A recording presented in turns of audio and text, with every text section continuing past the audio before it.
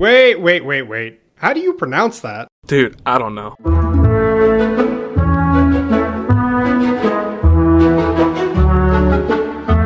Okay, so I got some sad news, and I think this is going to affect you a lot, because I just got the news earlier today. Robert Duvall died yesterday. I know, man. Oh, man. I'm not really familiar with this stuff, but I know of the movies he's in. Apocalypse Now, The Godfather. Yeah, dude. The consigliere is dead. No! Dude, fucking 95. He lived, man. That dude was old. Jesus H. Christ. I know, older than him, too. Okay, say what you want about religion. Learning the history of religion is actually pretty fire. Like, it's very interesting. Oh, it's pretty sick. Fun fact, that white Jesus that we see all the time in paintings and everything, it's just Leonardo da Vinci's, like, twink, like, lover. I remember hearing something about this, that it was... the paintings were commissioned by the Pope, and the Pope's son was, like, doing it with Da Vinci, so Da Vinci just used him as his muse, and the Pope was like, I love it. So the muse is correct. The fucking is... It's not confirmed, up in the air. But it's very plausible. Because wasn't it said, like, Da Vinci did say that, like, he was bi or something like that, or like there was some language that he said where his, like, my sexuality is fluid like my art or something like that. All I'm saying, if he's able to master being ambidextrous, then he's mastering bisexuality. What is it called when you're a master of multiple things? It's like a polymath. That's right. He was a complete polymath. He was doing painting, sculpting, engineering. At some point, I'm pretty sure he was, like, getting into biology. Yeah, he was learning the anatomy of humans. Yeah, then you see, like, that painting. I don't actually know if that was Leonardo DiCaprio. Fuck you, man. I know, right? Where he did the painting. I think it's like God reaching down to touch Adam. That might have been Michelangelo. Leonardo. No, that was that like Zeus? That was a Greek one, I think. One of them, but... Yeah, that, but then you see... No, it was an angel. There was angels in that. I think that was God. Man, Zeus had angels. Hold up. Zeus did not have angels, all right? He got bitches. Of them touching tips. The creation of Adam. You're right. Suck a dick. I like how that came up.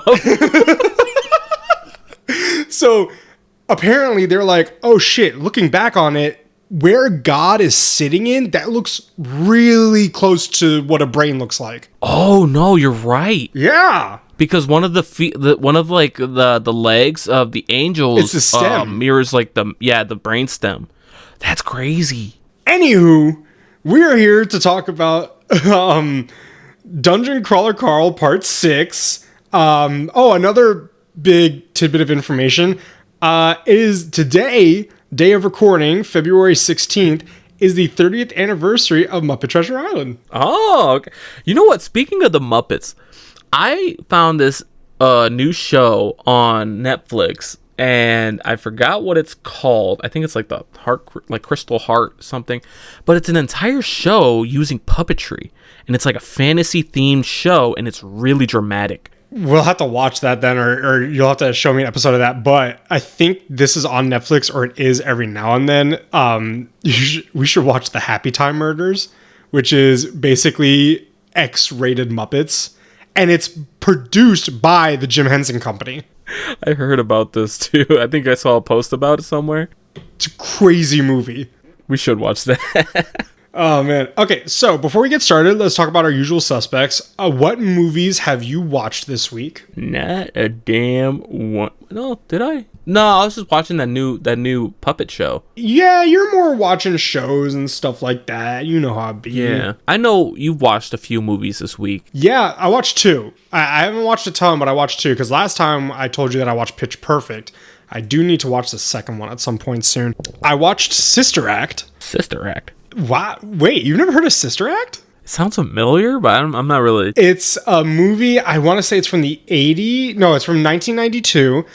and it stars Whoopi Goldberg, who, do you want me to just give you a quick rundown? Yeah, give me a run it down. Actually, I have the rundown on Letterboxd right now. A Reno singer witnesses a mob murder and the cops stash her in a nunnery to protect her from the mob's hitmen. The Mother Superior does not trust her and takes steps to limit her influence on the other nuns. Eventually, the singer rescues the failing choir. It's a comedy, by the way. This whole movie's a comedy. Have to preface. Yeah, just a preface, like, this is not a serious movie. She takes over the choir that's awful and basically reinvents them into a really good choir. And then it's just a really great movie. I don't know. I like it a lot. I have heard about this. I think I've seen something on YouTube. Yeah. You know, my random YouTube binges. This is my theory. I told you about this theory, and I think it's fucking correct.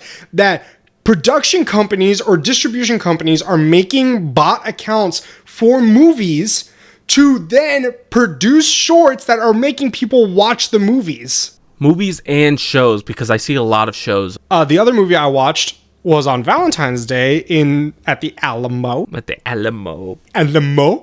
I saw Casablanca. I never knew what that movie was about. It's always like, it's one of those classic movies. I don't know a damn thing about it. So it's basically about the location Casablanca in non-occupied France in the north of Africa. So like near Morocco and all that. Okay. It's set during World War II, but what's crazy is this came out in 1942. So a lot of the like theming in the movie, when you're watching, it's like, holy shit, this is like actively happening at this point. Yeah.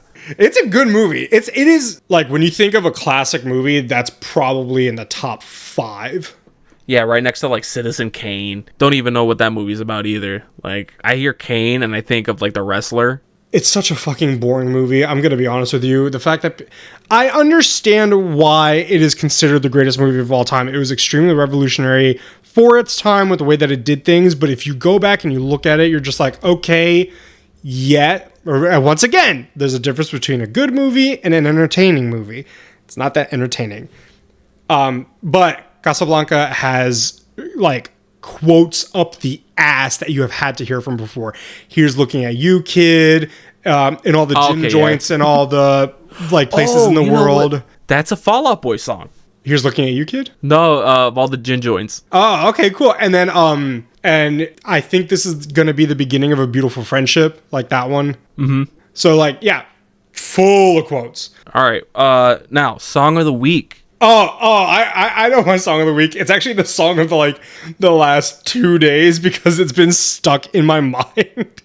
The song that has been on my mind is "Stand By Me" by Benny King. Okay. Dun dun dun dun. When the night is gone and the land is dark and the moon is the only light will. It's so fucking good. And then he goes, "Now, darling, darling, stand by me. Oh, stand." It's good, man. That's a good fucking song. Fun fact about that song, Rob Reiner, Rip, who directed the movie Stand By Me, the original title of that movie, I think, was called like The Body or something like that. Boring. Yeah, right? And he changed it because 2 actors were on set. One of them was teaching another one to play guitar, and he was teaching him the song Stand By Me.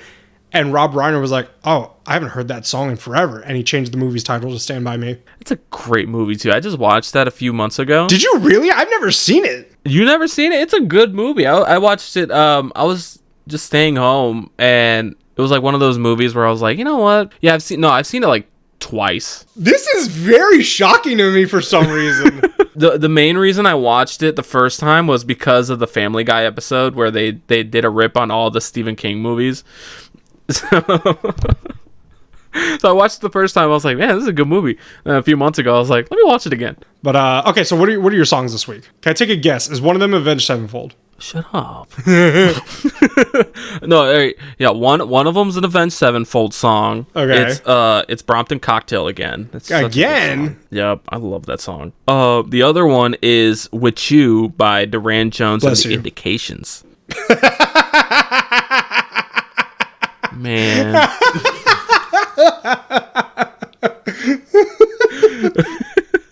Alrighty, well, we are here to talk about Dungeon Crawler Carl Part 6. Ladies and gentlefish, boys and ghouls, bookworms and movie buffs. Holy shit, my name is Chris. I am Nick. Oh my god, dude. and welcome back to another episode of the Barely Literate Book and Movie Club. My god. Dude, look how far we are in the book. We're almost done. Oh, Jesus. We have to figure out what the next book is, because I forgot. Yeah, we're nearing the end, guys. Yes, we are nearing the end. Finally, another book down. Yeah. But today, we are discussing chapters 31 through 36, so buckle up. And, yeah, if you want a little quick recap on the last episode of Dungeon Crawler Carl, sorry, buddy, I don't remember. Go listen to the last episode. Bam! Just all you need to know is we're on floor 2 now. We are on floor 2, yes. But if you want to know how they got there, get to the last episode. Yeah, and we've officially unlocked viewership, so that's a big thing now. So I'll start it off with chapter 31. Okay, Nico Bellic, take it away.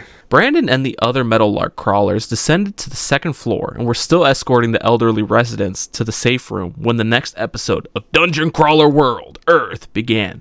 How much do you think their rates were? Like, wait, what do you mean? You said they were escorting, right? Oh, I mean, it's old people, so it's like $20 a pop. That's not bad. It was like 45 people there, $20, that's... That's a lot of math. $2,000? $2,000, I think? Fuck, hold on, calculator. I'm gonna say 800. No, 40 times 20? Are you fucking kidding me? Oh, fuck, it's 800. Yeah. I'm super smart. Yeah, pull up your phone really quickly. No. Actually, no, I did that off the dome. My phone's off. Oh, dude, I'm just fucking stupid. As the episode premiered, the first floor as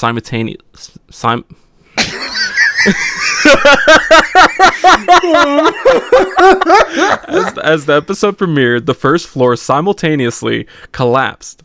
The ground rumbled for a moment. Carl looked at the screen displaying the crawler count as it flashed from just over 2 million to 1,292,526. Now divide that by 8, Chris. Shut the fuck up. Wait a minute.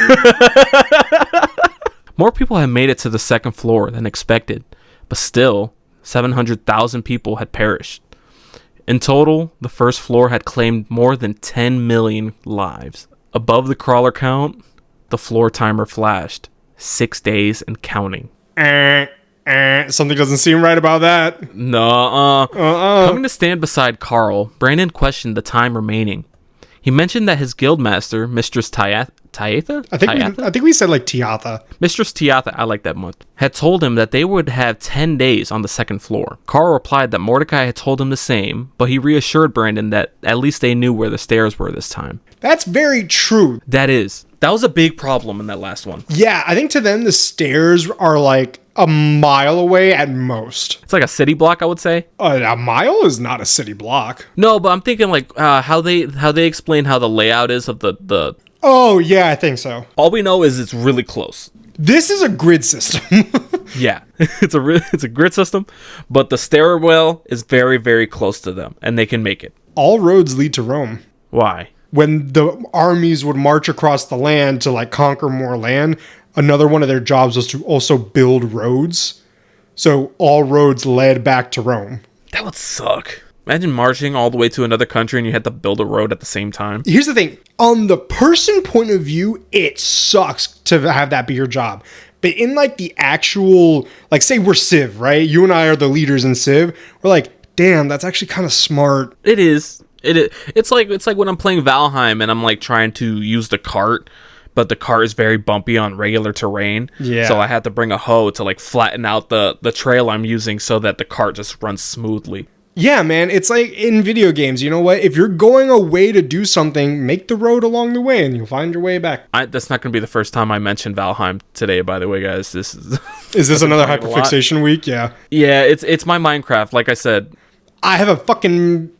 with Minecraft. Uh-oh. What happened? Nothing. I was trying to log in. So yesterday, when you were taking a really long time to respond to me so I can like continue editing the episode, I was like, all right, I'm gonna log into Minecraft and kind of wait a little bit. I log in.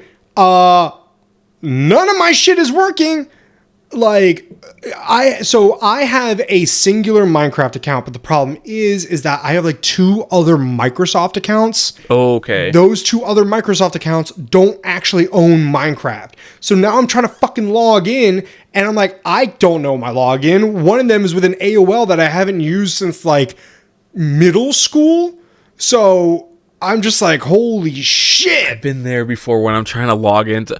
I think it was one of my old gaming accounts. It was under my school email. Why would you do that? I know they ditched those emails like 2 years after you graduate, so I was screwed and I couldn't access his shit. As the show continued, Carl took stock of the room.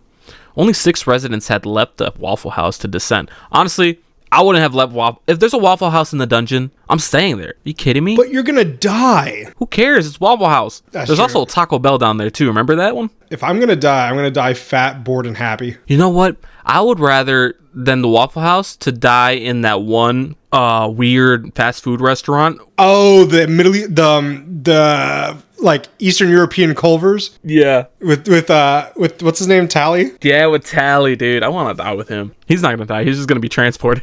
Oh man, if you all right, ready? Your last meal with Tally, and like, because remember, Tally is like a culinary god. So the last meal you're gonna have is gonna be the best thing you've ever ate. I'm gonna go with my all-time comfort food: white rice and corned beef. Okay, so I was gonna say, here's what you get. You're gonna get an app, an entree, a side, a dessert, and a drink. But I'm gonna go appetizer: fried calamari. That's a strong appetizer. That's Yeah. a good contender.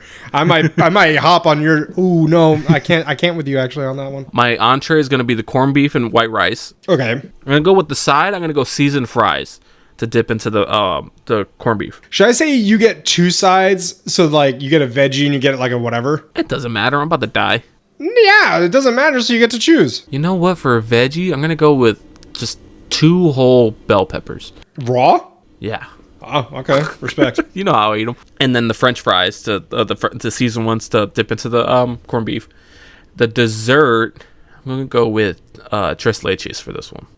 Ooh. Okay, and your drink. My drink, my Diet Dr. Kelp. Don't tell me you forgot my drink. Because I'm not gonna do alcoholic low key. Because if it's my last drink, I'm gonna make it like one that actually tastes good. You know? Yeah. I'm gonna go with, just because I just had it earlier at Taco Bell, the Midnight Baja Blast. What the shit? Okay.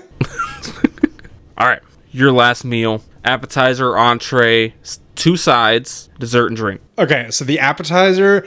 Originally, I was like, I might go with you on calamari. We might be splitting that app, bro.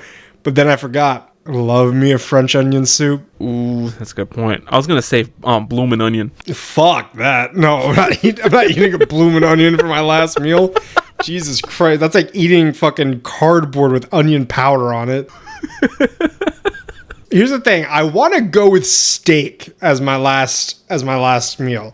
But I'm just like, this is my last meal. I feel like steak is basic. You know what? Vaca frita. Vaca frita. freaky need- cow. No, Vaca frita. vaca frita. All right, you're gonna have to elaborate. For It's that. a Cuban dish. It is shredded beef that is basically pan not fried, but I guess frita. Yeah, fried. It is pan fried. A lot of onion, garlic, and lime on there. It's so fucking good, dude. People think it's a little dry, but I love it. And then my 2 sides are gonna be, well, it comes with rice, so that's not gonna count as my side. Oh yeah. So yeah, you got rice and corned beef, fucker. So I get to do that. I'm thinking like vaca frita is like kind of like a guisado kind of thing. So you gotta have it with rice. You know what I mean? It's got to be wet. No, it's actually not. You're thinking of ropa vieja. Oh, okay. Yeah. So then that would come with rice, but then my 2 sides would be the soy glazed Brussels sprouts from my favorite restaurant, and then truffle fries. It's also from the same restaurant. Okay. And then my dessert, my aunt's flan. Yep. And then a drink, I gotta go with specifically fountain Diet Coke. Dude, I don't know what it is about Diet Coke being like straight from the fountain. Everybody loves it. I don't really don't get it. I'll go with the Sprite. Oh man, Fountain Sprite, Cookout and McDonald's Sprite and Chick-fil-A Sprite are the best. The Fountain Sprite will like cure throat cancer. I'm telling you. My buddy Jeremy, hi Jeremy, shout out to you. When I don't know why he used to go to Chick-fil-A because he's allergic to peanuts. So like, why are you going to Chick-fil-A? You're just getting the grilled chicken, but even then it could be cross-contaminated. Exactly. I don't fucking know why. But he would get a half and half Sprite and fruit punch mixture. I used to do kind of those kinds of mixtures when I was working at Taco Bell. I'd get Isn't it called like the suicide drink or something like that, where you like run the gauntlet? Yeah, but I would do the brisk mango like tea with Pepsi to make mango Pepsi. That sounds fucking gross. It was good. So yeah, that's my final meal. Okay, and then we'll get put down like a dog in the street. Yep. He thought of those who had stayed behind. Good for them. They had taken some measure of control over their fate and faced their end with dignity. Agatha, however, was still missing. As Donut paced eagerly, waiting for... I rushed into that one. Yeah, you did. As Donut just paced like all your eagerly, relationship. waiting for the second... Shut the fuck up. How dare you? Yeah, man. I called you out on your shit, I'm asshat. gonna cut your butt cheeks off and mount them on my wall. Oh, Mr. Krabs! I told you I painted it correctly. And he just licks it.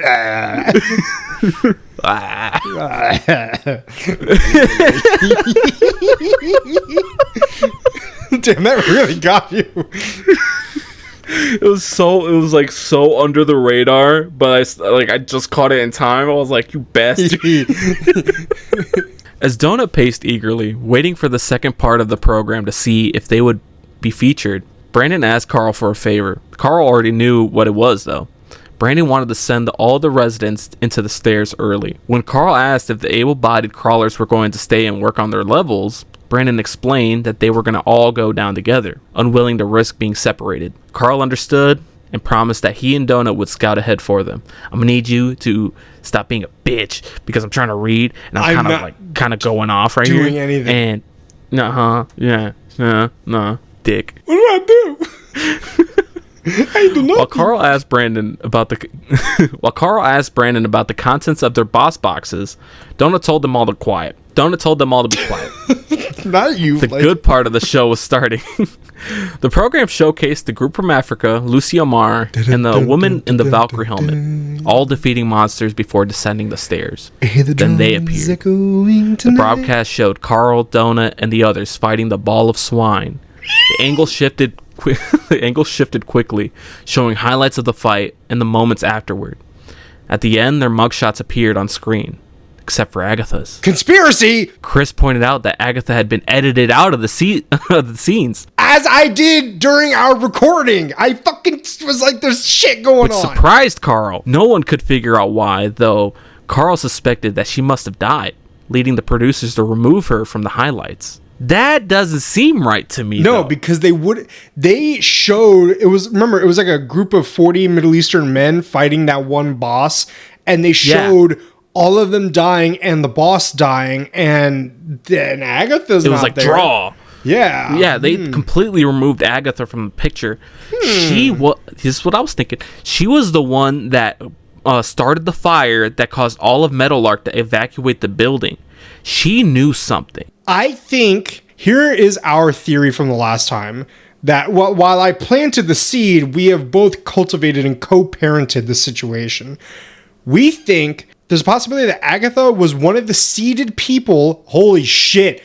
That's a new thing that I just thought of, actually. That was me just speaking out of my ass. She might be one of the seeded people that the Syndicate put on this planet. Yeah, and she seems crazy, right? Like, but if you think about it, in all of media we've seen, the crazy people always know what's up. They have like insider knowledge because they took too many shrooms and they kind of figured it out. You know what I mean? It's the drugs, man. They want to criminalize drugs because they know it opens your mind and you find out about the intergalactic government. The drugs are actually fake. No way. We are in the drug state right now from all the shit. It's like the fucking Oh, that's why they're polluting the air. Yeah, it's like the lore from Logan where the shit that we're eating is actually subduing our mutant abilities. But when you take the drugs, it actually sets you back to your primal instincts and you can actually see everything that's going on. I'm gonna make a tinfoil baseball cap for myself and a baseball beanie, or no, tinfoil beanie for you. It's gonna hurt. It's gonna be my crown of thorns. He's like, ignoring the concerns over Agatha, Donna was ecstatic that they had appeared on 2 shows and wondered if they featured anywhere else. Carl warned her to stop obsessing over views and attention, stating it would eventually get them killed. Damn right. After the show wrapped, the post-show announcement sounded. Hello, crawlers. Welcome to the 2nd floor. Congratulations to all of you. We have just under 1.3 billion, or no, million. No, sorry. We have just under 1.3 million crawlers still in the game. The number is slightly lower than our projections, so we are speeding up the 2nd floor timer to the minimum legally allowed by the rules. You have 6 days to find a staircase down. Once again, we urge you all to wait until the last possible moment to descend. As soon as this announcement ends, you will find that follows and favorites will be turned on for our viewers. The numbers will populate slowly on your interface, so don't be disappointed if you don't see anything just yet. We have improved how patronage works this season. This is a major change, so please pay attention.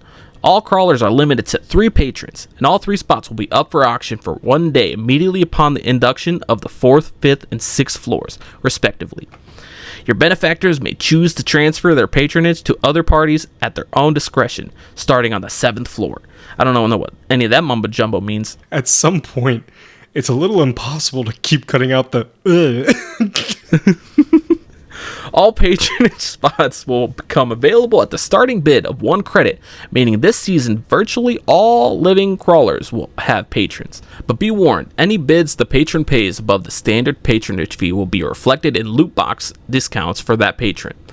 Any funds below the fee will be reflected in additional costs to the patron for loot boxes. In other words, the more your patron pays for you, the more high-quality benefactor boxes you will receive. But, like, why are you telling us this? Like, that makes fucking sense. Well, I wouldn't have thought any other way. Yeah. The higher your social numbers, the better your chances of receiving the best loot. Your tutorial guide should have more details. Finally, we must say we are disappointed in the disrespect being shown regarding the bathrooms. As of this moment, if any human-born crawler intentionally urinates or defecates anywhere outside of the designated bathroom area, they will be immediately and swiftly penalized in the form of a rage elemental plucked from the 13th floor. This elemental will kill them and everyone in their party before they can get their pants back on. That's it for tonight. Have fun out there and remember to kill, kill, kill. It was you pissing in the dungeon, wasn't it? I was, man, dude. I couldn't hold it, and everybody was in the bathroom. I realized that the line was fake, so I just kind of whooped it out. You're gonna get us killed. Big time. Brandon turned to Yolanda, telling her that they had better warn Jack, one of the residents, to stop peeing in the hallways. Yolanda went pale. Carl hadn't realized how much of a problem this had become for them. Monty questioned the game master's reasoning for speeding up the clock, and Carl noted that if so... That really stopped you, didn't it? why did that affect you so much? It hit me right in the pause, like, so I just started, cock. Carl noted it seemed they were trying to eliminate crawlers faster. Donna interrupted them, buzzing with Donna interrupted them, buzzing with excitement over the new follower and a view. Carl pointed out that she was being watched at that very moment and should stop acting crazy. Donna realized he was right and tried to act nonchalant. After Odette's show aired, their numbers were going to skyrocket. Carl knew it was going to be a very long night. I'm not gonna lie, bro. If I was in this position, I would be like Donna. I'd be like, yo! No, honestly, I'd be freaking the hell out because I freak out when I get like 10 viewers at the same time on Twitch, and I'm just like, not like outwardly freaking out, but like I'm like, Jesus, 10 people are watching me right now. Well, here's the thing. On Twitch, at least, like, they're just watching what you're doing. In this, they are watching you. Everything. Yeah. Now, I'm wondering how many times, because let's remember, Carl's wearing boxers. I'm wondering how many times his nuts slip out of the boxers. I hope he's wearing boxer briefs. No, I bet he's wearing straight up boxers. Oh, the white ones with little hearts on them? Yeah. I hope so. This is my rifle. This is my gun. This is for fun. This is for fun. Chapter 32. read by yours truly, Mr. CHRIS. Check this shit out. You thought that was freaking you out? Listen to this. Time to collapse. 5 days, 10 hours. Views.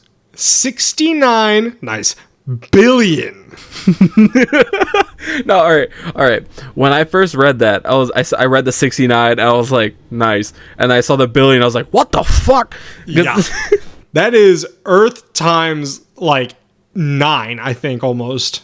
Do you think the views is people actively watching them? Like that's how many viewers are watching? No, I think it said like what counts as a view is if somebody's watching you for like 3 to 5 seconds, right? Okay. Followers, 635 million. Favorites, 149 million. Jesus Christ. Yeah. That is such a jump overnight. I think I'd be shitting Donut's going to start a podcast. Right? She should join us. Carl and Donut woke up with social numbers in the stratosphere. Donut's favorites were higher, but it made sense because she was the entertainer of the duo. Ding, ding, ding, ding, ding. Yeah, that's Chris. Chris is so donut coded. Besides, Mordecai had mentioned that viewers had a limited number of favorites to use. Carl tried not to dwell on the numbers. They had work to do. Even Donut was paying attention, though she remained performative, reacting dramatically whenever she lost a follower as if they had personally stabbed her. Yeah, she was saying some shit like she was trying to say some motivational shit and she knew she was being annoying. And then she like lost a viewer. She was like, oh, how dare they? She lost like 8 followers from that. The pair approached the quadrant containing the stairwell. The plan was simple. Probe the area and gauge the difficulty of the monsters. If the enemies were manageable, they would clear the path to the boss room and then escort the Metallarg group. Moving through the quadrant, it was clear the halls were narrower and the ground more uneven than the first floor. The concrete was cracked and littered with sharp rocks. It was a nightmare for the barefoot Carl. Just imagine the entire time you're walking bare, like let's say your mom's calling, like, hey, help me with the groceries. You don't want to put on shoes. You walk outside barefoot and you immediately forget that you have a gravel driveway. Oh man, I used to try to train myself. My the last house my family lived in, we had a gravel driveway, so I would train myself by like walking out to get the mail just barefoot onto the driveway to try to build up those calluses. And yikes, man. And look how you ended up. You're missing a toenail and you have 2 warts. More. More? I just went back. They're not like real warts. They're just like pressure point like issues that I'm having. No. But they're not like the doctor said like these aren't true warts. They're just like little like built up calluses there. And I'm like, oh, so he had that figured out. I see an amputation in your future. Just imagine I walk around my house. Sometimes there's a stray crumb on the ground. Yeah, that seems pretty legit for your house. I saw ants there the last time. Yeah, we haven't had any yet, so we're good. But I'll find like a stray crumb on the ground with my foot, like I'll step on it, and I'm like, shit, and I feel like I stepped on glass or something. And I just look under, it's just like a burnt piece of rice. I'm like, god damn it. The concrete was cracked and littered with sharp rocks.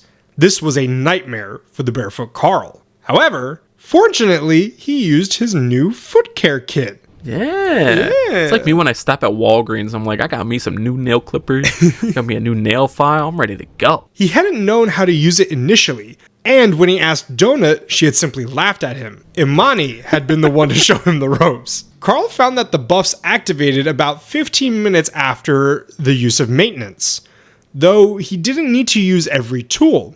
He just had to make a show of it. Basically like, I tried, guys, give me the buff. Yeah, my filing job is very uneven, very jaggedy, but it looks pretty, right? Now, his feet glittered, remaining unscarred and intact for the foot-obsessed AI. I have a thought about this item. Let's say I get it, right?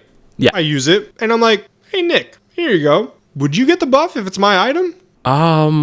We are in the party. I would like to think so. But here's the thing. It would be useless if we're wearing shoes. That's true. We both agreed, though, what we would be wearing in this situation and I would be wearing Crocs. He did have Crocs and lost them immediately. Yeah, so I feel like at some point I would end up barefoot. Yeah, but remember, we learned that the loot is tailored to you, so you'd probably get shoes again. Yeah, I know. The AI would see my missing toenail and be like, ew, get this guy some shoes now. I'd like to think that when Carl asked Donut how to use the foot care kit, and he like told her, he's like, yeah, I got this out of my loot box. She just like looked at him and was like, I'm thinking like Donut has like like in the animated pet movies where the pets do like human gestures. All right, cut that out. I'm like, I get it, man. I'm over explaining it to you, but I feel like you're not getting it. All right, so what I'm talking about is like, you ever seen The Secret Life of Pets? Yes, I've seen The Secret Life of Pets. I worked at the movie theater when it came out. Forgot you worked at the movie theater, man. That's crazy. I know, and we had special shirts for it, and of course, mine had the bulldog on the back of it. The bulldog. I would expect you to be like the new dog, the big hairy one. Oh yeah. No, I think I had the bulldog because it was like the fat shirt. So I was like, all right, I give the fat ass the bulldog. Give the fat ass a bulldog. Give the guy who always smells like popcorn the bulldog. Hey, you see that flat faced dude over there? Give him the bulldog. I don't have a flat face. I know, I do. Hey, give fat ass and flat face over there 2 bulldog shirts. Fat ass and the flat face. Those are their detective duo show. Fat ass and flat face. They eventually spotted 3 creatures on the map around the corner.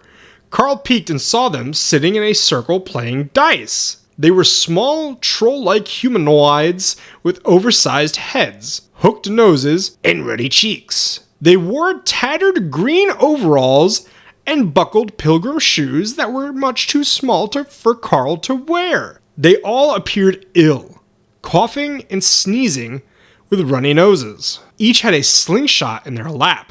And Carl hated dealing with ranged weapons because he couldn't really fight back against them. You have to get up close.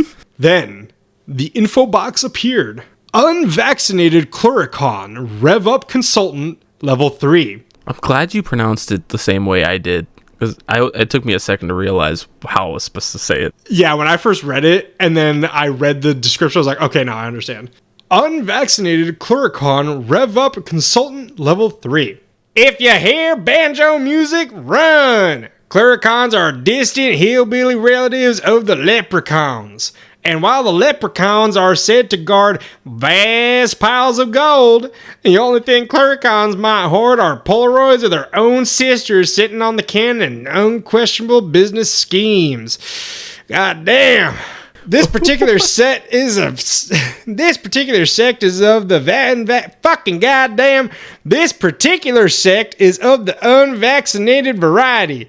Don't let them sneeze on you. Ugh. Warning! This is a fairy class mob. Mobs of this class inflict 20% more damage against you due to your goblin pass. Holy shit!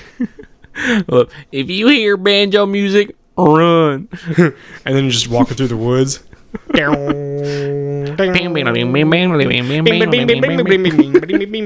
Carl eased back around the corner. They needed a way to turn the mob's markers white so Donut could charm them.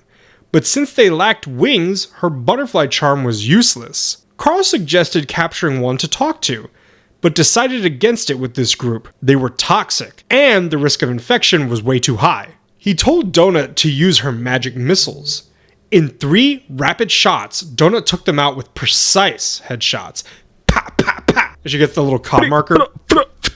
I still think Donut could hold a gun. Since she had enough mana left, Carl asked if she wanted to test her new second chance spell. Without hesitation, Donut glowed neon purple, fucking lit, and raised one of the dead Cluricons. Undead minion of Crawler Princess Donut. Unvaccinated Cluricon Consultant Level 1. When I was reading about the Cluricons earlier, I was kind of imagining them as redneck hobbits. Oh, interesting. I think it was the overalls. Also, Donut's like aura, here being neon purple when she's casting a spell is perfect for a necromancy spell. Oh, yeah. That is the color for magic, like essence for that kind of spell. A 1-minute timer hovered over its head as it stood there swaying. A moan emanated from its snotty mouth, making Donut shudder. She ordered the zombie to tear up the corpses of the other mobs. The zombie obliged, ripping into the intestines of its former companions with a groan of unsettling pleasure.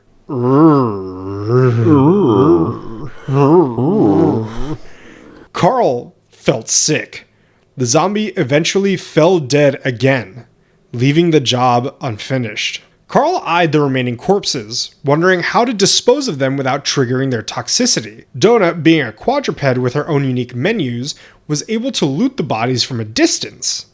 She found slingshots and clay pots of toilet-grade moonshine. Oh man, this stuff is good. You ever had toilet moonshine? This could burn the pubes off a clam. Oh shit. Carl suspected the Cluricons were like the llamas from the first floor, selling the moonshine to other mobs. He decided not to destroy the bodies yet, hoping to use the moonshine to create a contraption for the job. He asked Donut for a slingshot, wanting to practice with a ranged weapon more subtle than dynamite.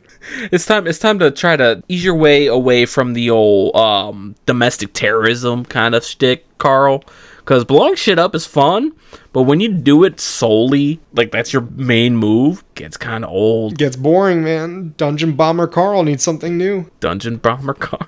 For a while, the pair dispatched more Cluricons. Donut would raise them, and Carl would use the zombies for target practice. Gradually, their skills improved. Carl's slingshot skill rose to level 3, as did Donut's second chance skill, allowing her zombies to linger longer. Eventually, Donut found a pamphlet on a corpse titled, "Rev up, make money, be your own boss, move to the next floor down." Carl realized it was a pyramid scheme that claimed not to be a pyramid scheme. Oh yeah, I was saying, not a pyramid.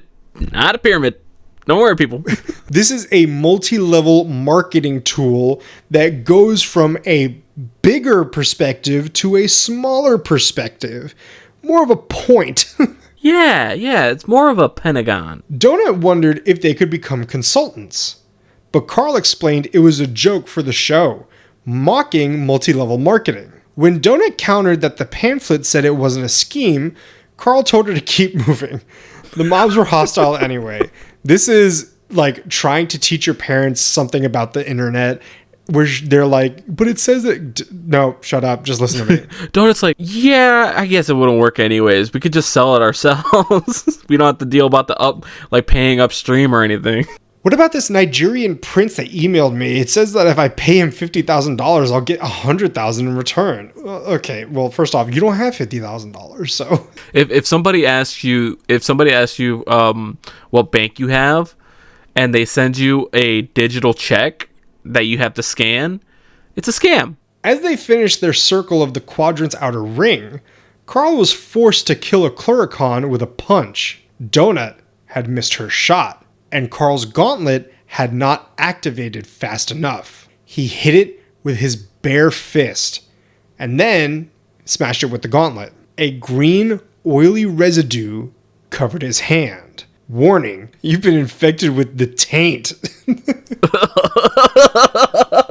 Which, like, now that I'm reading this, because the entire time I was thinking taint, like body part. Yeah. But now that I'm reading this, I'm like, oh, maybe it's like I've been tainted with something. Oh, yeah, that 100%, but I kept reading it as the taint. Yeah, exactly. Fuck! Carl panicked. Yeah, there it is. Opening his health screen. The taint. Having the taint is like having the giggles. Or like having the time of your life. But instead of it being a good thing, you are balancing on the precipice of death. You may not heal your health using any method while you are inflicted with the taint. What's good is that it doesn't deal any damage, but you can't heal at all. No scroll, no potion, nothing. For 5 seconds, Carl thought he was a dead man. They really needed to find a way to ward off such effects. Fortunately, the taint wasn't lethal on its own. It was just stinky. He had to wait out the timer. However, paired with attacks that drained health, these level 3 mobs were suddenly very dangerous. Carl decided he was done playing around. He asked Donut for the moonshine and examined it. Rev up toilet grade moonshine. Type accelerant. Effect highly flammable liquid. Status will not activate until introduced to flame. At 180 proof, this moonshine will take the hair off your chest and then put it back on. The Rev Up version is distilled using 2 types of sugars. The slime trails left behind by the passage of a brindle grub. And secretive proprietary source, sugarcane from the island of Cuba. Created exclusively on the dungeon's 2nd floor by the Rev Up Company. Jugs of this concoction are highly sought after by the drinking establishments that populate the 3rd, 6th, 9th, 12th, 15th, and 18th floors. God damn. Drinking a swig, defined as 1.5 ounces, or a shot and a half, of this, quote, potion will immediately cause you to gain the shit-faced debuff, which has a 50% chance to render you blind for a period of 30 hours, a 5% chance to immediately kill you, and a 45% chance to permanently raise a random stat by 2 points. All right, would you do it? It's less than a 50% chance, so no. Listen, I like my odds. All right. You have more of a chance to go blind for a day and a half. Let it ride. Donut suggested the jugs were valuable and could be sold at the Desperado Club. Carl agreed, but had a more immediate use for them. Grinning, he asked Donuts for any spare torches. And this is what we mean. He looked at her and was like, "You got any spare torches?" And Donut was like, "You bitch." The most shitty way possible. Carl's Jug-O-Boom. Type incendiary tossable. Effect, when lit and tossed, results in a small explosion. Followed by a burning splash damage over a wide area. Flames burn for 15 seconds per level of the attacker's level of incendiary device handling. Status, inert until torch is activated. Created by an unstable pantsless man who talks to a cat, Carl's Jug-O-Boom takes the bigger is better approach when it comes to hobgoblin fire bottles. Burns hotter, bigger, and faster than your normal Molotov cocktail. The use of a standard torch instead of a cloth wick makes these devices much more stable. Just don't drop it once it's lit, lest you find yourself doing a Joan of Arc impersonation. After receiving several achievements, Carl sighed at the description. Donut was excited to see Carl's name on a new item. His incendiary device handling skill jumped to 5. He had simply poured out some of the moonshine, added goblin oil, and jammed a torch in it like a cork. They tested the Moonlatov Cockshine. Moonlatov Cockshine. Jesus, man. And you know now that Nick is the one writing these scripts. Yeah. On 3 dead Cluricons. Whoosh! Angry flames splashed across the area, reaching the ceiling. Over a minute later, the fire dissipated, leaving only ash and blackened husks. They prepped 10 more jugs and continued. Carl realized the devices were valuable, but the unaltered moonshine was also a high-value asset. Actually, he realized that the unaltered moonshine was worth more than his device. Yeah. Well, the device was worth more than one of his smoke bombs, which is already like one of like his more valuable devices. But then just the moonshine was like better. So he's like, the moonshine was worth more than his like those workbenches he has in his inventory that are for personal spaces. Since the fire destroyed loot, they decided to incinerate only every other room to keep their supplies stable while practicing with the slingshot. Eventually, they reached the area outside the boss room. It was swarming with, quote, fantasy hicks. But instead of the machinery found in the goblin camp, they had a massive moonshine distillery. At the far end, 2 small fat-ass fairies hovered in front of the boss door. Lamanok Laminac Rev Up Consultant Elite, level 6. I pronounced that Laminac. Laminated Rev Up Consultant Elite, level 6. The second tier of the Rev Up Empire, these Laminac consultants don't need to speak to a manager. They are the managers. They run their businesses with brutal efficiency. Probably German. It is said if one of their underlings falls behind on their sales quotas, they punish them by requiring them to take a sip of their own product.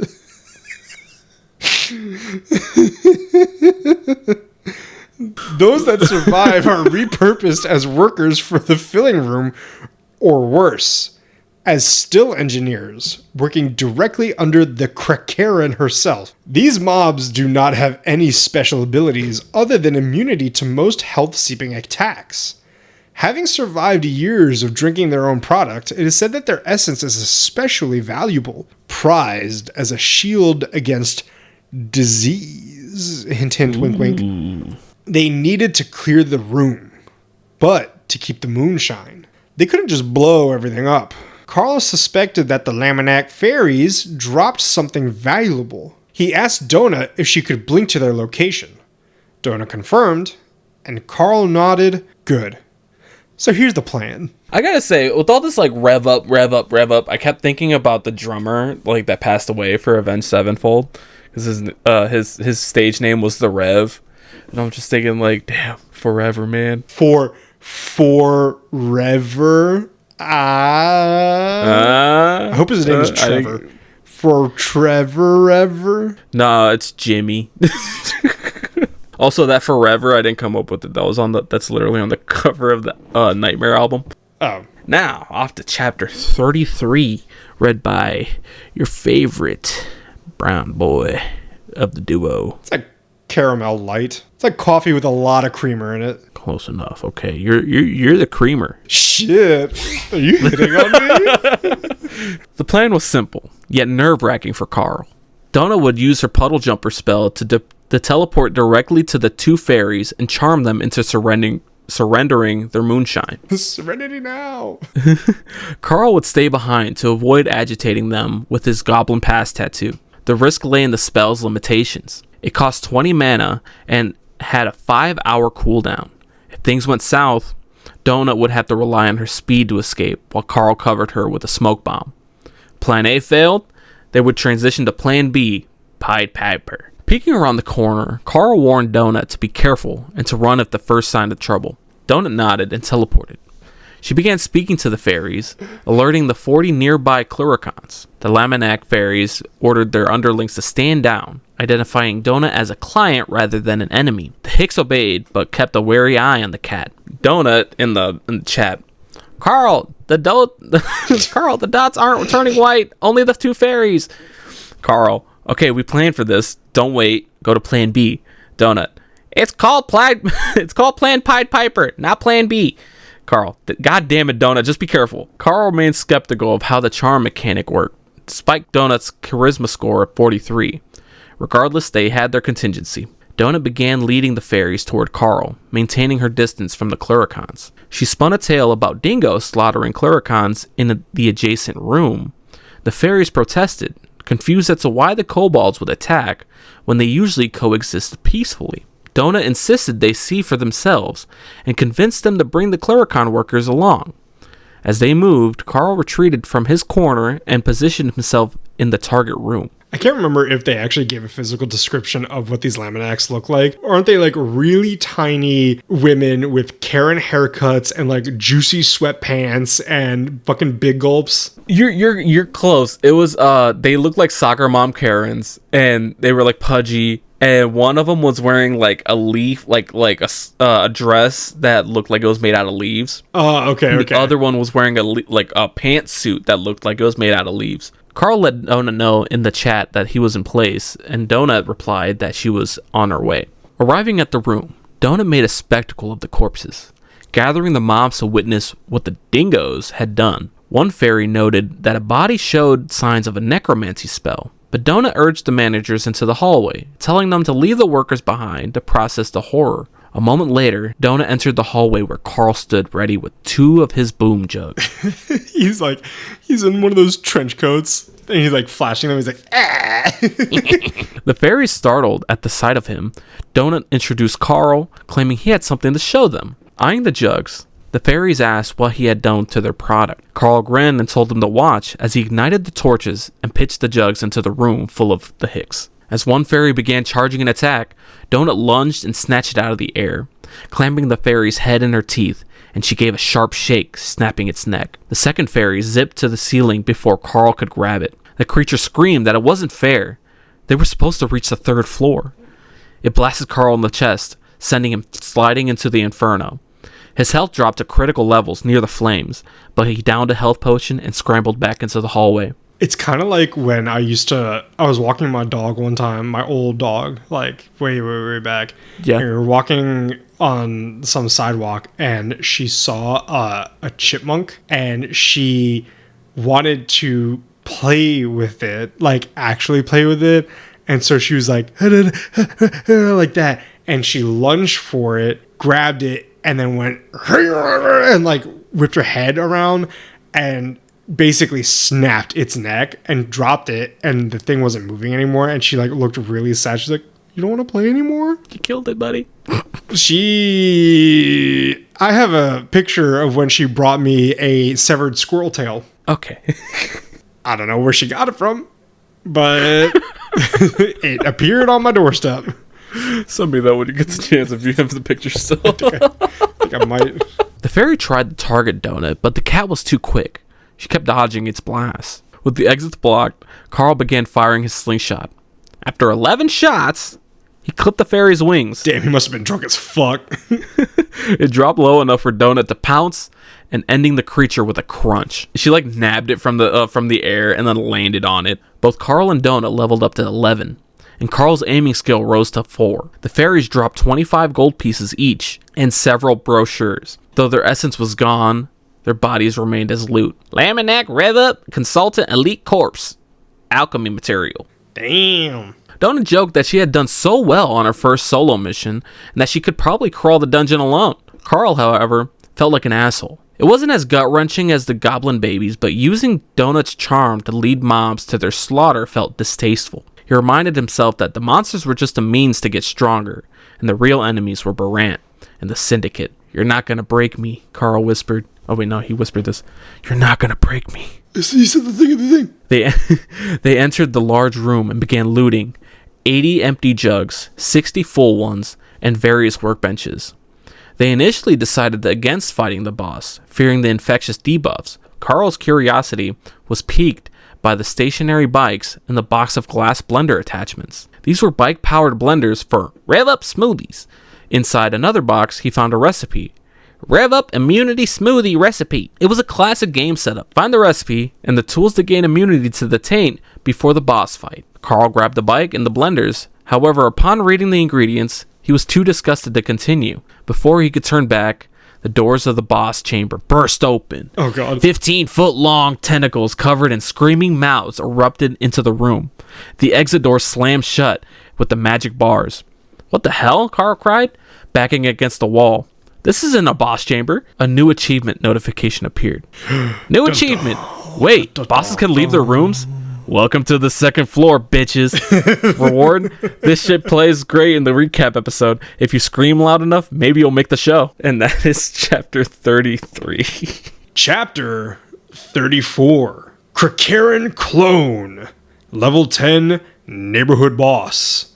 First off, this isn't the Krakarin. It is a Krakarin. For every one that is killed, Krakarin Prime births 2 more. Part of a collective mind intent upon destroying any semblance of scientific progress in the universe. The Krakarin is the only communal brain entity in the galaxy who actually gets stupider as time moves on. Consisting of multiple shrieking tentacles, members of the Krakarin Cooperative spend their days birthing their disease-laden minions, creating and selling harmful products, attempting to debate scientific experts, and proselytizing to the weak-minded, all in an attempt to... nobody really knows what the hell their end goal is. Even Eris, goddess of chaos, doesn't want anything to do with these crazy assholes. A third testicle burst through the wall, swinging blindly.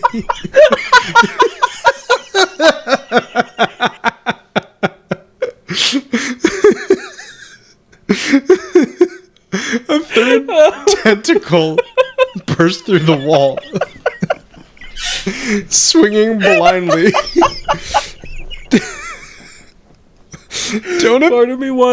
Part of me like really wants that to be like a really accidental like situation there, and you said it with so much confidence. Donut panicked, asking for a plan. And when the Cluricons began pouring out of the doorway, Carl had realized the boss didn't know their exact location yet. He told Donut to focus on the minions while he attempted to craft the smoothie. A bit of a banana? A bit of pollo? You know, fucking whatever. Fucking minions, man. I don't know what they sound like. Carl frantically prepped the blender glass with moonshine while Donut picked off the mobs. A fourth tentacle erupted, oozing goo. Moving on, Carl dodged the secretions and shoved the pudgy fairy corpse into the blender. Time for a protein shake. Donut watched in horror as he explained the recipe. 1 part moonshine, 1 part fairy corpse, blend until pink. Drink warm or chilled. 10 doses per smoothie. I would have to drink this cold. Yeah, drinking it warm just gotta be gross as fuck. I could go for a tropical smoothie right now. I'm not just thinking about that. You forgot that 10 doses per smoothie. 10 doses per smoothie. As Carl you forgot the blah, blah, blah, blah, blah, blah. As Carl pedaled the undersized bike to power the blender, a glob of ooze landed on his head. You've been inflicted with the taint. I can just imagine what Carl is going through is if I were to basically beat up a small child and then ride their tricycle like away from the scene of the crime. That's what I'm picturing. It's like the tricycle that Danny would ride in The Shining. Exactly. I would punch Danny in the face, then ride it away, and then Jack is screaming at me with the rope mallet. Carl yelled for Donut to run to the back of the room. Run, Donut! Run! As they bolted, he checked the finished product. Rev Up Immunity Smoothie. 1 part moonshine, 1 part fairy. This smoothie offers 10 doses for the price of 1. Each sip of this delicious concoction imbues the following effects. Temporary immunity to all health-seeping conditions and debuffs. Temporary protection against all communicable diseases. Inflicts the buzz debuff. +3 charisma, -1 dexterity. Plus shaky cam debuff. Plus truth serum debuff. Ooh. Carl took a sip. It tasted like the asshole of a diseased, incontinent skunk, and he fought the urge to vomit. I can't tell you the last time I threw up, but I will tell you that so Daxter has been getting very picky with his food recently. We thought he was sick, but he's been a picky bastard. I made him like a meal prep. It was literally boiled chicken. And so we bought chicken broth. And I did not know that dogs can't have onions. So I had to buy other chicken broth. They can? Apparently it's toxic. Oh. So we had to buy like special chicken broth that doesn't have onion concentrate in it. And I heated it up. I put it in his food. He's been eating it. But let me tell you something right now. Wet, hot dog food. It's fucking disgusting. See, what my dad does is he just gets ground beef and like cooks it on the stove for a bit, and then he like throws like dog food with it once it's like finished and like cooled down and stuff, so it gets the dogs eating everything because they're both picky bastards. He had Donut drink her portion from her hot bar. Icons flashed, signaling immunity, but the taint remained. He still could not heal. Suddenly, Carl found himself laughing. Death measles. Now that's funny. Yeah. Sounds like me when I'm high.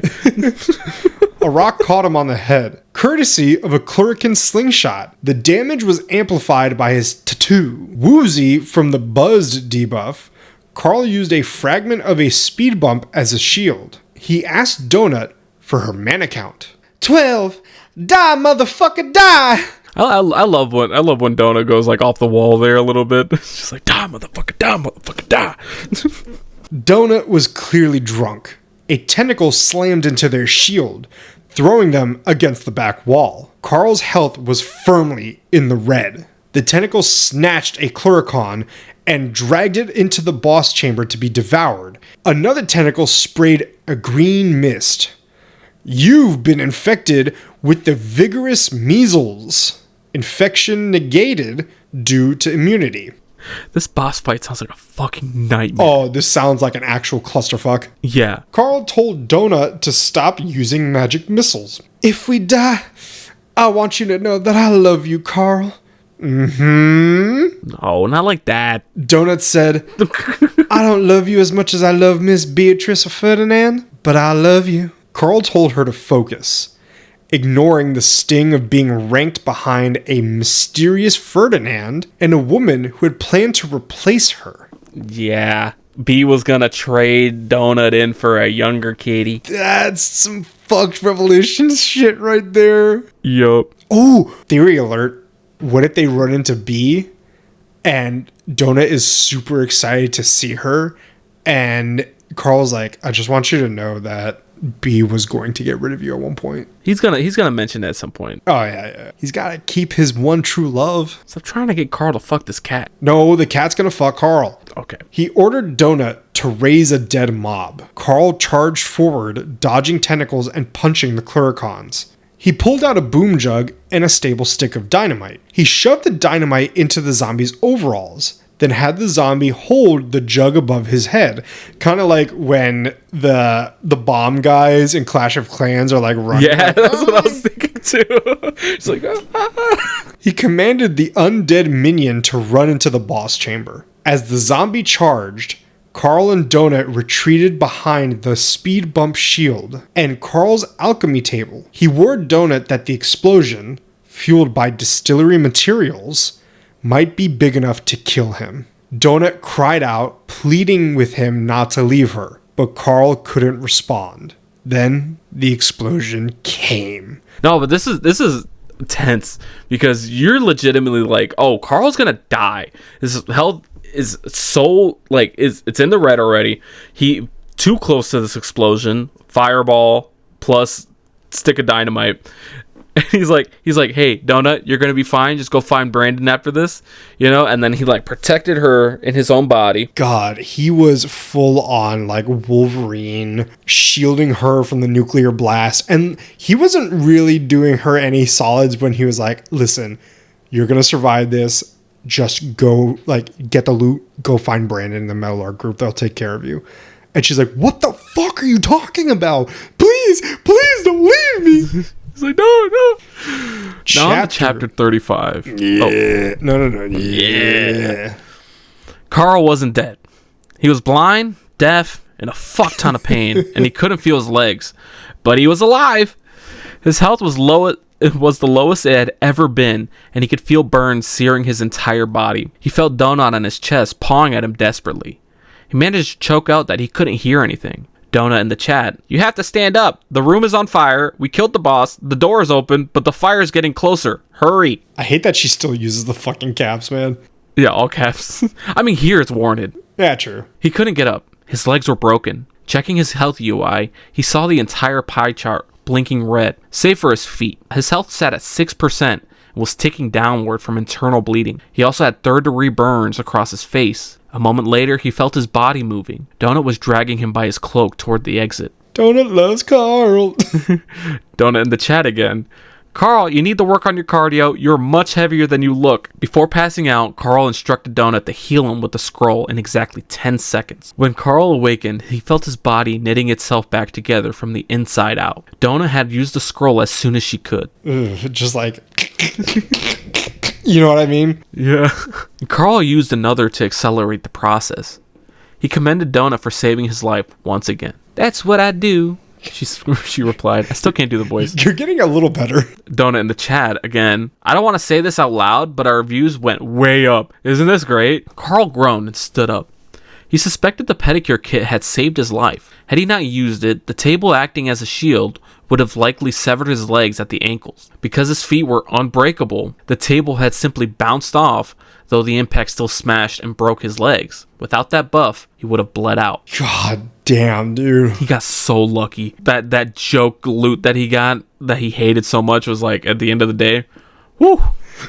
Man, we're reading this like it's actually happening, and not some fucking guy just like wrote that.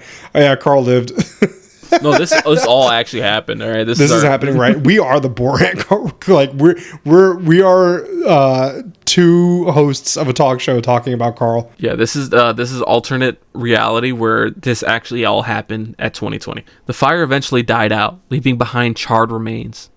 His alchemy table was oddly unscathed, but the fragment of the speed bump they had used as a shield was trashed and scattered. Trashed and scattered again, I'm feeling so low. That's one of the songs, Avenged Sevenfold. This seemed to be a bug. Workbench tables designed for personal spaces seemed to be indestructible. Carl intended to exploit this before it was patched. That's actually really good, because he has 2 workbench tables in his inventory. I think he has like the alchemy table, and then he has another one. How is he going to exploit this without getting it, like, removed? That's the thing. I don't know. He's gonna have to be real tricky with it. For now, I think he's just gonna keep an eye out for the patch notes just to make sure he's like, all right, my table's still good. Good. Yeah, I think he's gonna keep looking at that. It's like, all right, we could still do this. The pair walked into the boss chamber and retrieved the neighborhood map. They saw the boss up close for the first time. It looked like a speak to the manager Karen mixed with a cosmic octopus, an odd caricature of different cultures. Looking at the map, Carl noticed 50 red dots moving slowly toward their position. Brindle grows. I like to picture that their theme song are like dun dun dun dun dun dun dun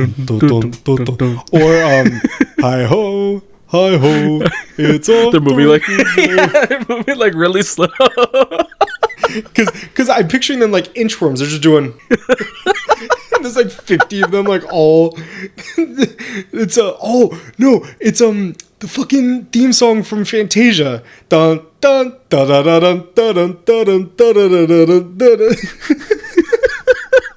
These little brindle grubs are just like, ooh, I'm hungry. They're just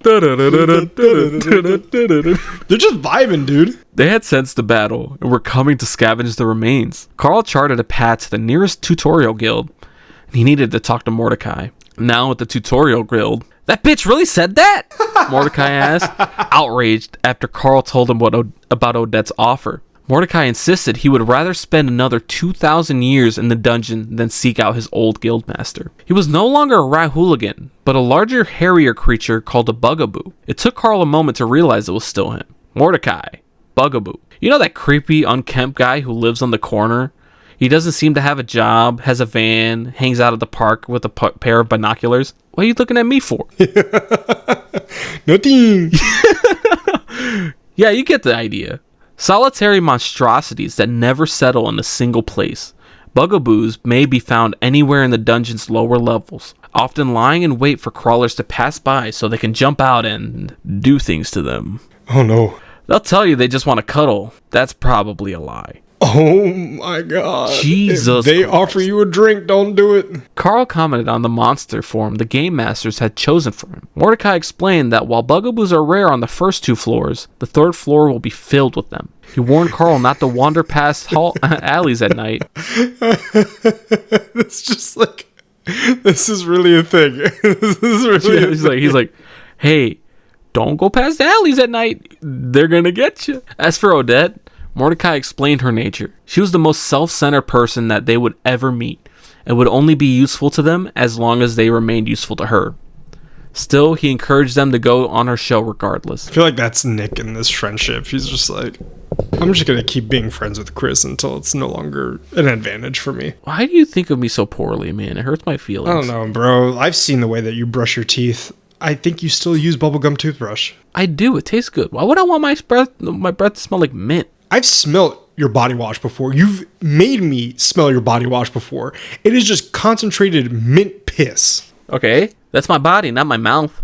I want to taste like I'm chewing on bazooka bubblegum. Mordecai then informed them that someone named Zeb would be coming to speak with them. Donut asked if it was for another show, but Mordecai said Zeb would explain upon arrival. Meanwhile, Donut combed through her loot boxes. Her only notable item was an enchanted fur brush of the ecclesiastic? Ecclesiastic? I don't know. It sounds like eclectic, but I don't know what the second part is.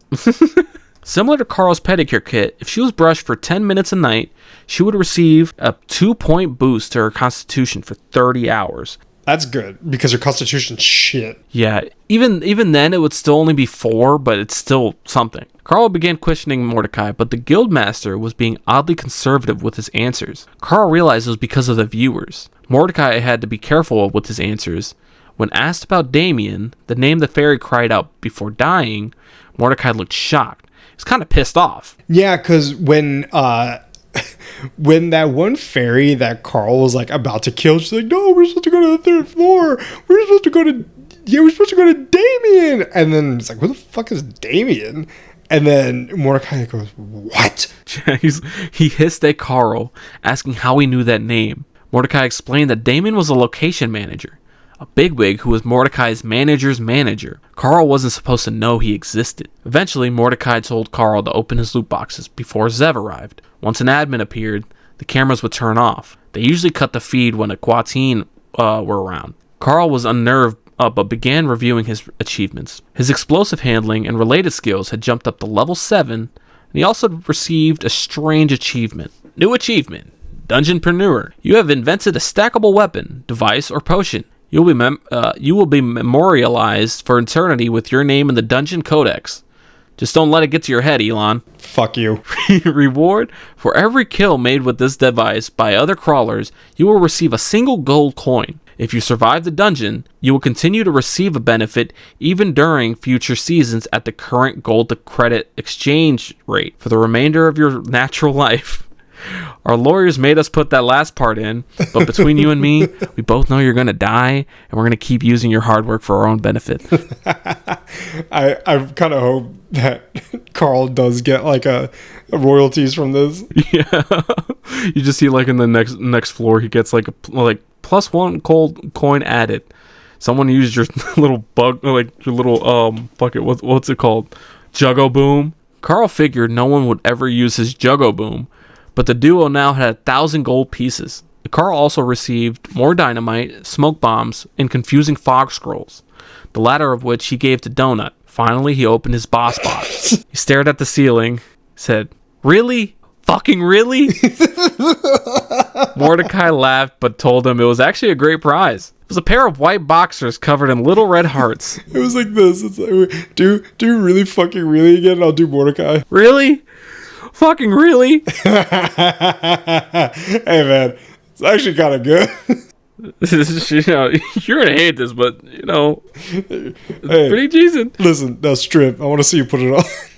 And then you like Mordecai because he's got to play to the bugbear. What is it? The bugaboo. The bugaboo. Yeah, he examined the boxers. Chanted big boy boxers. Have you ever read an Incredible Hulk comic and thought to yourself, everything rips off his body except his pants? No way. Well, spoiler alert, you're not wrong. Size altering and were creatures such as the big boy. What the fuck is the big boy? I want the audience to know this. It's spelled big, B-I-G, no space, B-O-Y-I. Capital B, lowercase I-G, no space, capital B, lowercase O-I. Size altering and were creatures such as the big boy are required to wear enchanted self-sizing items lest they wish to turn the dungeon into a nudist colony when they transform. Hell yeah. That means everything they wear requires an enchantment. Everything. Including their naughty little undies. This game's freaky shit. +2 to Constitution. Wearer may cast a level 15 protective shell once every 30 hours. That's really decent. Carl told Mordecai and Donut not to look as he swapped his scorched underwear for the new pair. He immediately added the protective shell spell to his hotbar. Protective shell. Picture yourself in high school. Now picture all the girls who would never get anywhere near you. It's kind of like that, but on purpose. Cost? This is an item-based spell. The spell does not require mana to cost. If you unequip the associated item, you will lose access to this spell. The cooldown will not reset. I was thinking if you activate it and you take them off and put it back on, you can activate it again. They're like, no, they won't let you. Somebody did that already. Nick, you're not special. You keep thinking of shit, and people are like, I'm gonna think of that, and then they ruin it for everybody. Target, a 3-meter radius sphere centered around the right hand of the caster, plus 50 centimeters of radius per level of intelligence. Current radius, 4.5 meters. That's pretty big. How many is that in American? A meter's a little over 3 feet, I think. So it's about 13-ish feet. That's not bad. Duration, 5 seconds, plus 1 second per level spell. Current duration, 20 seconds. Requires a 30-hour cooldown, a favorite of frontline tanks and castle guards. The expensive and rare protective shell spell shields the caster and anyone within the sphere from a mob's physical presence or physical attacks. This spell does not protect against magic and against non-corporeal entities. Unlike the more popular shield spell, this spell does not move with you. This spell's area of effect remains static once cast, unimpeded by your physical surroundings. If you use this spell only when you really need it, you're probably only delaying the inevitable by a few seconds. Mordecai noted that the spell had saved him many times and had an amazing secondary effect. He was interrupted by the loudspeaker announcement when he was trying to explain what the secondary effect was. Warning, you may not wield your weapons while in the presence of admins. Any attempted violence against admin will result in your immediate execution. This was like all the other announcements were like, hey, remember, don't shit in the hallway. It was in his head. Like, that's where the announcements were coming from. But then this one was like, there are speakers everywhere. A loud pop sounded. A new creature stood before them in a puddle, a quatine. And then every time it walks, it's like... Alright, stop that. Okay, come on. Just because you can't do the sound doesn't mean I don't... I know, it really is, because I can't do it. Alright, guys. Last chapter of the night. And I'm going to read while Nick is munching on... What? What are you munching on? Snickerdoodles. Oh, I fucking love snickerdoodles. Oh, yeah. I actually thought those were mariquitas for a second. I was like, yo. Alright, chapter 36. All of Carl's menus and his HUD snapped off, just as they had on the production boat. Staring at the creature, Carl realized she wasn't like the fish people in the interview audience. She looked like the carvings on the floor entrances, but stood only 2 feet tall. Zev Borant Corporation Assistant Communications Representative. This is a dungeon admin.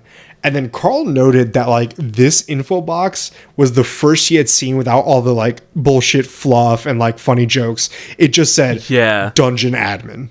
You know when the AI stops being horny, it's an issue. Yeah. It's like when Spider-Man stops making jokes. Yeah. And then he like attempts murder. Yeah. She wore a 1950s style sci-fi spacesuit, reminiscent of Sandy Cheeks. Howdy, Sandy's dumb. I'm from Texas. I'm ready. Oh, no, you ain't. I found Square Bob. That's just a cereal box. But the helmet was filled with water. That's a funny one. Mordecai greeted her and asked about the suit, noting that the Quatine usually just wore rebreathers. Kind of like the exact thing that I was thinking of was Abe Sapien in Hellboy. Remember he has that bubbleator, Yeah. Zev replied that she was assured this armor was second to none. Or more like second to run, because this SpongeBob has got... It's from that SpongeBob episode where Mr. Krabs realizes that SpongeBob is the best marketing tactic, so he makes everything SpongeBob. Oh, yeah, I remember that. When Mordecai asked if she could actually move in it, she admitted she really couldn't. It was her first time in the dungeon, but she was not taking any risks. Carl resisted the urge to poke the fishbowl. This is so fucking funny. I was reading this one at work, and I was sitting there, and I just read, Carl resisted the urge to bend down and poke the fishbowl. Like Darla from Finding Nemo. Yeah. It's just imagine a tall, because she's only 2 feet tall. He's 6'3", right? And he bends down. He's like, ooh, dum, dum, fishy, and asked if she was physically there. Zev confirmed it, explaining that Borant liked a fins-on approach because they don't have hands. Get it. Mordecai tried to reassure her she was safe in the guild hall. citing past instances where admins had been killed in gruesome ways. Yeah, there's there was a one human admin that thought that the no urinating in the hallways was just for the crawlers. Yeah, because it just happened recently. Yeah, and then and then they said all was left was a splatter on the ground. Like, what the fuck? Jesus Christ. It was like some eldritch demon fish just hopped out of the ground and ate him. Yeah. Zev introduced herself as a liaison between Borant and the private programs like Odette's. Due to their popularity, Zev had been assigned as their agent to manage interview requests. Guys, that's a big deal. They have a fucking talent agent now. Under the rules, crawlers could only leave for interviews twice per floor. Odette had locked down one slot. They could choose one other show. For this first time, however, Zev had chosen for them a roundtable discussion show that always gave the interviewees gifts. They could either be really funny or they could be pretty useful.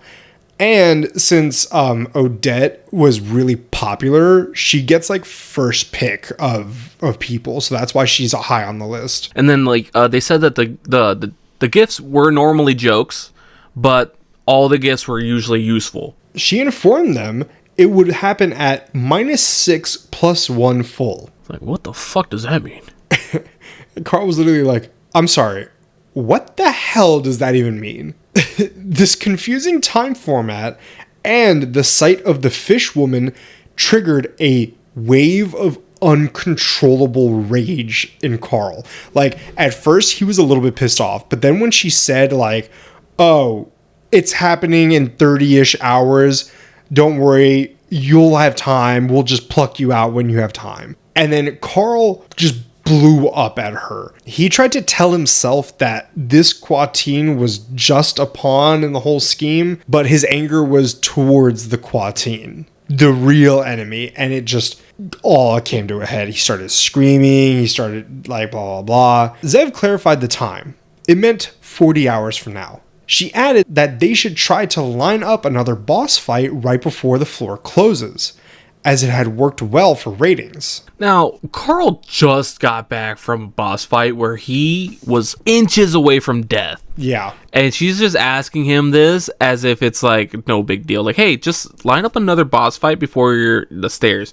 It worked great last time. It's going to work even better this time. Listen, man, your anger is justified because the ball game exploded. Carl, this has vented his frustrations. He didn't vent shit. He opened the floodgate and just drained himself, yelling that he and Donut and everybody there were there against their will, fighting for their lives. He told her they were doing what they had to do in order to survive, but they would not fight on the corporation's schedule. Get him, Carl. Mordecai was terrified. Donut tried to comfort Carl with a purr, but Zev just simply looked at him. She stated that she understood his fear, but she warned that she too was in danger. If she stepped out of bounds, her bosses would wipe her from the universe. She claimed to be on their side.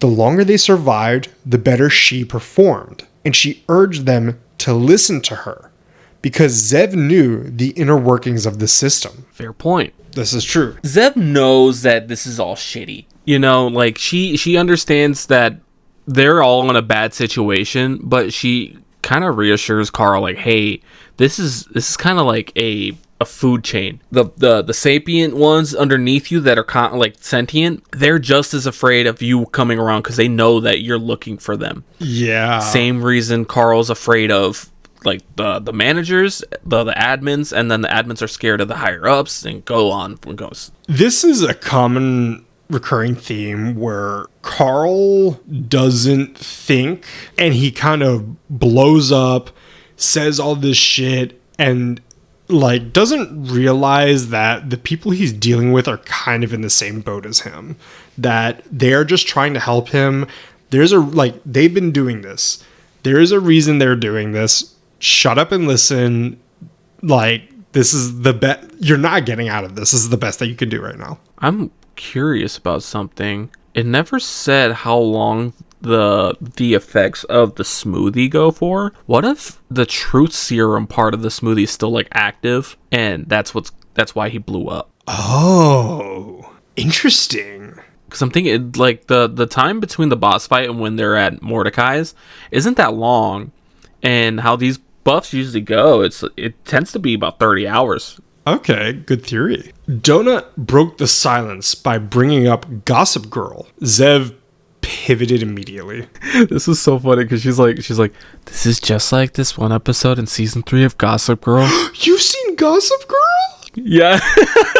She's like, yeah, Zev was like, wait a minute, we've been here for years and we've only been able to watch Cops. No. She said, we've been here for like 50 rotations, and like anybody on my team, all they're watching is Cops and Judge Judy. Oh yeah.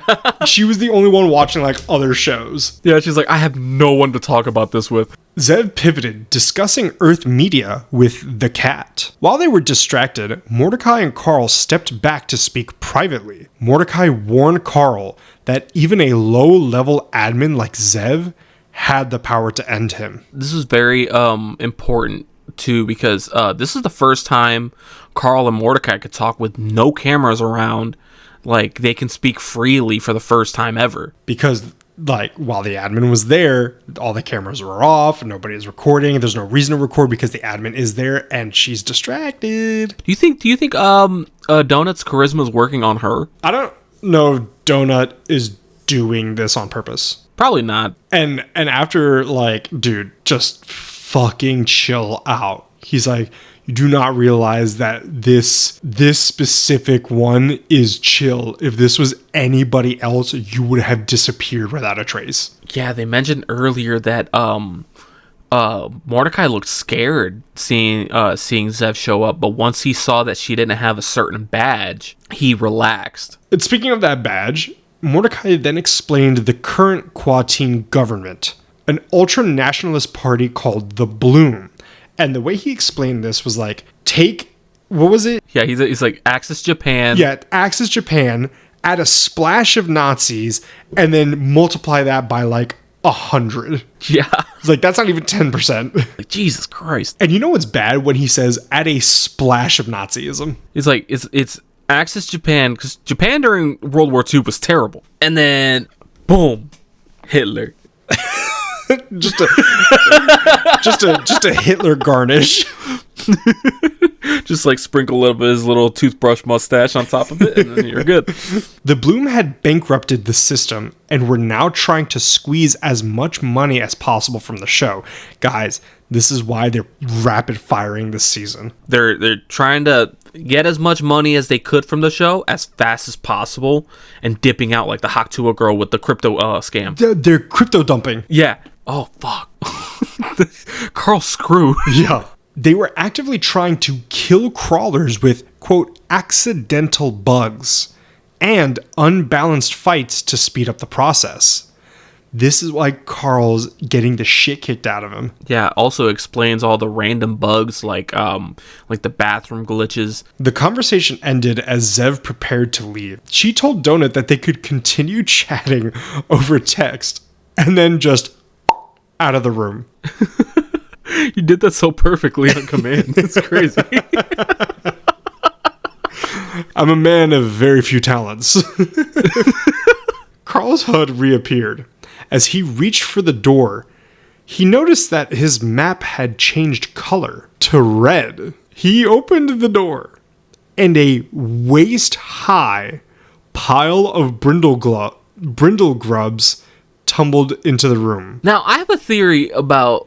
that was the end of chapter 36, by the way, guys. Oh, yeah. I have a theory about those brindle grubs, because it doesn't seem right that they just appeared at the door of the guild hall. Do you think this was that Zev like spawned these brindle grubs in as like a little bit of a fuck you to Carl for lashing out at her? I'm not allowed to answer this question. Oh, come on. Don't be like Mordecai with it. I finished yesterday and I was going to get a head start, so I started reading the next chapter. Oh, you are Mordecaiing me right now. What do you mean?